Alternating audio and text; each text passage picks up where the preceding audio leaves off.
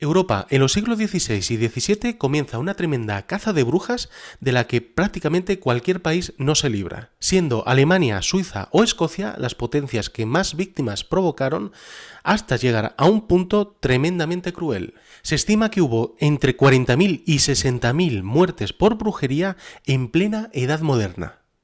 La caza de brujas no fue solo un producto del fanatismo papal o de la Inquisición, sino un fenómeno de la época que demonizó prácticamente cualquier resistencia al poder establecido. Tanto en Italia como en España, el número de condenas por brujería fue mucho más bajo que en los países de la Europa del Norte, donde el fenómeno de la quema de brujas se convirtió en una histeria colectiva de acusaciones. Si quieres conocer algunas de las causas que llevaron a encender tantas hogueras en una época de tensiones y crisis religiosa, quédate porque este vídeo te va a sorprender.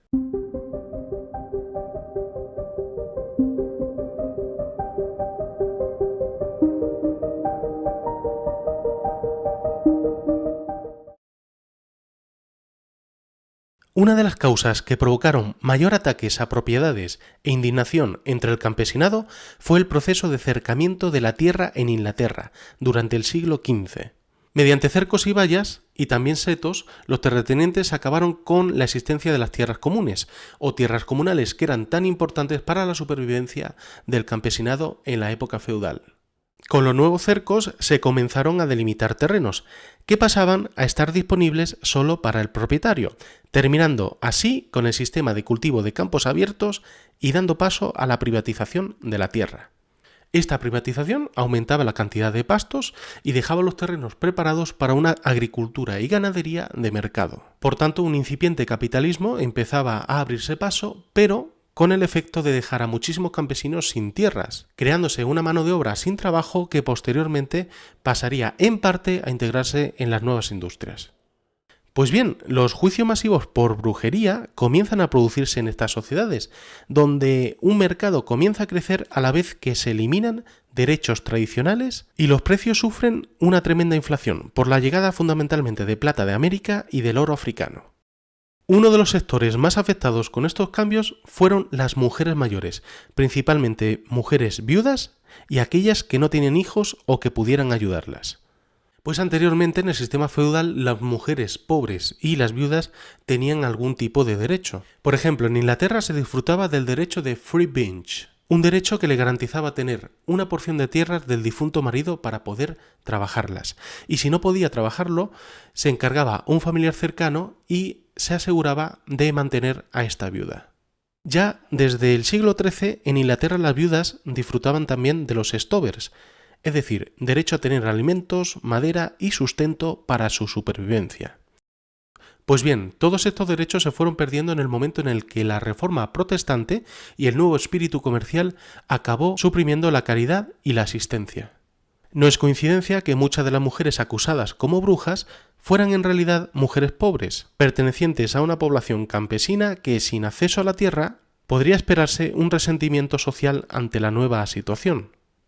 Al perseguir a las brujas, las autoridades castigaban al mismo tiempo el ataque a la propiedad privada, acabando también con el pensamiento mágico, es decir, aquel conjunto de creencias y poderes que las autoridades no podían controlar. La idea era establecer una única fuente de poder relacionada con el Estado o la Iglesia, convirtiendo cualquier poder alternativo en algo sospechoso de ser diabólico. La transición de la Edad Media a la Edad Moderna cambió incluso la relación humana con los animales, convirtiéndose sospechosas las personas que tenían animales de compañía. Acariciarlos y vivir con ellos, como ocurría en las zonas rurales, se convirtió en un tema de tabú. Pues antes de la llegada del capitalismo se pensaba que los animales en la Edad Media tenían alma y eran responsables de sus actos. Así pues, se llegaron a abrir causas criminales y juicios tanto a perros como cerdos, burros y otros animales, por cometer supuestamente crímenes. Y no es que aquella gente de repente estuvieran desvariando. Formaba parte de la lógica del momento, ya que por lo visto Santo Tomás de Aquino pensaba que los animales tenían alma, tal y como lo concibieron los griegos ya con Aristóteles. Poco a poco esta creencia fue abandonándose y los juicios empezaron a desaparecer, centrándose el derecho penal en el ser humano como el único capaz de delinquir de forma voluntaria. En el siglo XVII, con la teoría de Descartes, se empieza a afirmar que los animales no tienen alma, sino que son autómatas, son como máquinas que no tienen conciencia ni sensibilidad. Por tanto, se fue introduciendo una diferenciación profunda entre lo que era el hombre y el animal, considerado más bien como una bestia al servicio del trabajo del hombre. Y si el animal ahora es concebido como un autómata, como una máquina, es mucho más fácil llegar a pensar que el demonio puede introducirse en el animal y poseerlo a su antojo. Y así fue como la caza de brujas demonizó también a los animales, que según estas teorías, poseídos por el diablo, podían ayudar a las brujas a cometer cualquier crimen. De ahí que en los juicios contra las brujas una de las pruebas irrefutables fuera vivir con animales de compañía. De hecho, es tan fuerte esta asociación que a día de hoy persiste en nuestra cultura la imagen de la mujer solitaria que vive con muchos gatos, y no es una imagen que digamos que sea positiva. Incluso en el lenguaje seguimos teniendo la expresión de la loca de los gatos, usada de forma peyorativa, refiriéndose por lo general a una mujer mayor y venida menos. Solo en el siglo XV se escribieron 28 tratados contra la brujería, siendo en 1486 cuando se publica el conocido Malleus Maleficarum, o Martillo de las Brujas, a la vez que una nueva bula del Papa Inocencio VII decretó la brujería como amenaza para la Iglesia. Incluso el Código Imperial que promulgó Carlos V llegó a establecer la brujería con pena de muerte. En Inglaterra se decretó también la pena de muerte incluso si la condenada no había cometido daños tanto a bienes como a personas, ocurriendo lo mismo en el resto de Europa. A toda la población se la incitó a denunciar cualquier sospecha o acto de brujería, pero antes de que los vecinos comenzaran a acusarse entre ellos, comunidades enteras fueron presas de una propaganda institucional que difundió el temor a las brujas. Así vemos que una de las principales tareas de la imprenta fue la creación de panfletos que anunciaban los juicios junto a los hechos más crueles que supuestamente cometían estas brujas. En esta propaganda participaron artistas como el alemán Hans Bandung. En esta imagen, por ejemplo, vemos a las brujas rodeadas de huesos humanos y animales, mientras un grupo de brujas desnudas se elevan por el aire y preparan comida para el aquelarre o sabbat. La investigadora Silvia Federici concluye que el ataque de brujas fue realmente un ataque al poder que las mujeres habían obtenido. Esta investigadora también apunta a que las acusaciones contra las brujas parecen más bien una lucha de clases llevada al nivel de la aldea, pues se acaban imputando delitos como el mal de ojo, la maldición del mendigo al que se le niega la limosna, la demora en el pago de la renta, la petición de asistencia pública, etc. También un hecho interesante es que el nuevo poder en la Edad Moderna quiere acabar con el concepto de magia. La premisa de la magia es que el mundo está vivo, es impredecible y hay una fuerza en todas las cosas. De esta forma, cada acontecimiento es interpretado como la expresión de un poder oculto que hay que descifrar. La gente que practicaba rituales y magia en realidad eran gentes pobres. Lo que querían era ahuyentar todo lo malo y atraer todas las fuerzas positivas para sus familias. Esto provocó una cultura de símbolos, de gestos, de lenguajes, que resultó insoportable para la nueva clase capitalista. Los nuevos tiempos no querían seguir aceptando la existencia de poderes a los que solo algunos individuos tenían acceso. Las mujeres, por tanto, fueron perseguidas por poseer este tipo de conocimientos que les atribuía un cierto poder, desde plantas medicinales, prácticas curanderas, confección de amuletos, incluso prácticas adivinatorias. Además, el clima intelectual que difundió el Renacimiento se fundamentó básicamente en un escepticismo respecto a todo lo relacionado con lo sobrenatural. Las autoridades y la cultura popular contra la brujería difundieron la imagen de unos eventos nocturnos llamados sabbat, aquelarre o sábado de las brujas. Se decía que eran reuniones diabólicas donde las brujas ofrecían carne humana y niños, aparte de tener actos sexuales con el diablo. Según Silvia Federici, no es posible todavía establecer una relación entre ese aquelarre diabólico y las reuniones campesinas que se organizaban de noche en colinas o bosques para planear sublevaciones, pero la idea, aún como hipótesis, es muy interesante. Además, en el aquelarre se encuentra la prueba que conecta también la persecución con los judíos, ya que los judíos en esta época también eran considerados herejes, y se les veía como hechiceros, envenenadores y adoradores del demonio.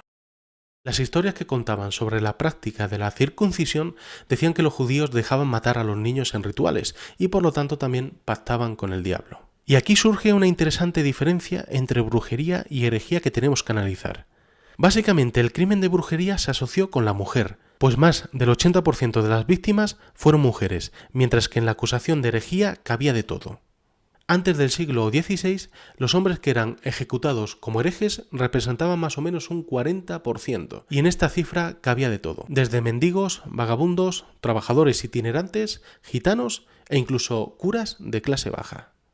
Ya en el siglo XVI, la acusación de adoración al demonio se había convertido en un tema común en las luchas políticas y religiosas. Los protestantes acusaban a los católicos y al Papa de servir al diablo y hasta Lutero fue también acusado por ser mago. Pero el problema fundamentalmente fue que se acabó por sembrar en la mujer el principio de sospecha, pues el código Malleus Maleficarum explicaba que las mujeres tenían más tendencia a la brujería debido a su lujuria insaciable. Las acusaciones de brujería también estuvieron ligadas a la práctica de los abortos, ya que Europa en el siglo XVII comenzó a sufrir una tremenda crisis demográfica por culpa de varios factores como las migraciones a América, la crisis de la peste negra, hambrunas y otras epidemias que hicieron que el descenso de la población preocupase a una clase política que estaba convencida de que una comunidad grande constituye la riqueza de una nación. Es una época también donde comienzan los primeros registros de matrimonios, muertes, nacimientos, por lo que el Estado comienza a adquirir un control demográfico mayor.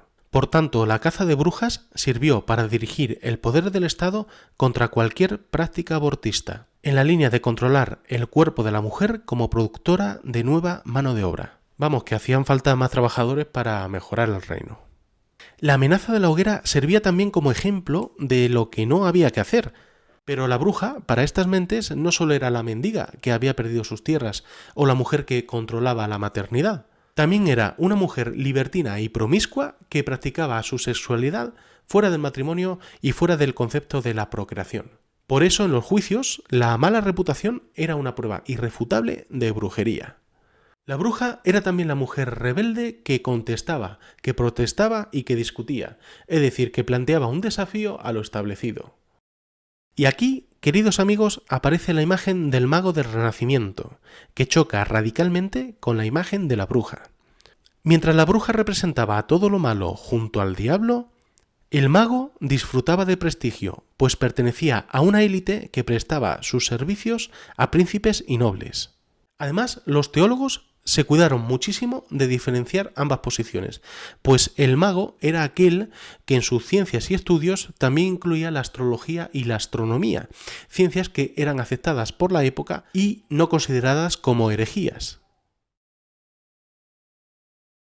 Un factor que contribuyó a terminar con los juicios contra las brujas fue la pérdida de control de la clase dominante sobre estas sentencias. De hecho, cuando las llamas comenzaron a arder cerca de la gente que tenía poder, los jueces comenzaron a no prestarle tanta atención a estas acusaciones de brujería. Por lo visto, en Francia, en la última ola de juicios, se armó un verdadero lío.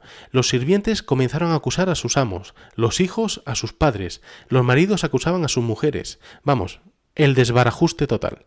Al desaparecer la brujería, la justicia comenzó a tipificar los delitos comunes como robo y ataques a la propiedad, identificándolos como tales sin necesidad de recurrir a lo sobrenatural. Y hasta aquí el tema de hoy.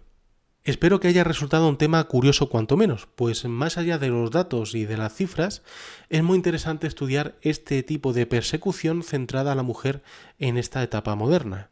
Y también aquí cae el hecho de que pensamos, o generalmente atribuimos que la historia sigue una línea progresiva que nada tiene que ver con la realidad, pues en una misma época pueden coincidir y coexistir periodos oscuros y de hogueras y avances técnicos y humanos muy relevantes.